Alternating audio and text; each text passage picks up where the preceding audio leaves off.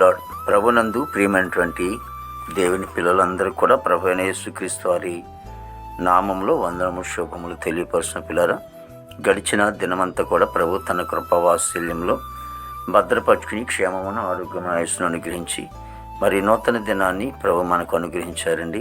2025వ సంవత్సరము 3వ నెల 29వ దినాన్ని ప్రభు మనకు అనుగ్రహించి ఈరోజు దేవుని వాక్యము యెహోవాయందు భయభక్తులు కలిగి ఉండుట తెలివికి మూలం.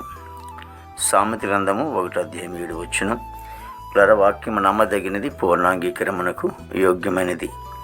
దేవుని వాక్యం సెలవిస్తోంది. మనకి తెలివి కావాలన్నా, జ్ఞానం కావాలన్నా, మరి కుటుంబాలు ఆస్వాదింపబడాలన్నా, దీవింపబడాలన్నా మొదట భక్తి కంటే భయం చాలా ప్రాముఖ్యమైనదని దేవుని వాక్యం సెలవిస్తుంది.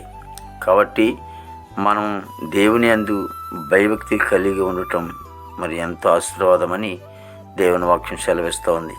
కాబట్టి ఈ రోజున మనమందరము కూడా దేవుని యందు భయభక్తులు కలిగి ఉన్నప్పుడు మనకి తెలివి, జ్ఞానం, వివేచన అనేది దేవుని వాక్యం మనకి ఇస్తూ ఉంటాడు దేవుడు. కాబట్టి ఆ దిశగా మనం ప్రయాణం చేసినప్పుడు మన కుటుంబాలు ఎంతగానో ఆస్వాదింపబడతాయి. దేవుని యందు భయభక్తులు కలిగి అనే సందు వనకాలని కూడా రాయబడింది. కాబట్టి దేవుని యందు మనం భయభక్తులు కలగటం చాలా ఆశీర్వాదకరం, దేవునికరమని దేవుని వాక్యం ద్వారా గమనిస్తున్నప్పుడు మనం ఆ దిశగా మనం ప్రయాణం చేద్దాం, ప్రార్థన చేసుకుందాం. ప్రేమగల తండ్రి, కృపలేసునికి స్తోత్రాలు స్తుతులు చెల్లిస్తున్నాం ప్రభు. గొప్ప దేవుని కొందాలు ప్రభా. ఇగో తండ్రి, నీ యందు భయభక్తులు కలిగి మేము జీవించే కృప మాకు దయచేయండి ప్రభా. ఎల్లప్పుడూ కూడా నిత్యము కూడా ప్రభా నీవంటే భయం కలిగి జీవించే కృప దయచేయండి తండ్రి. ప్రతి కుటుంబాన్ని కూడా దీవించము తండ్రి, ఆస్వాదించినైనా మా భారతదేశాన్ని, రాష్ట్రాన్ని, జిల్లాలను, తాలూకాలు, మండలాన్ని, గ్రామాలందరినీ కూడా మీరు ఆస్వాదించండి, దీవించండి.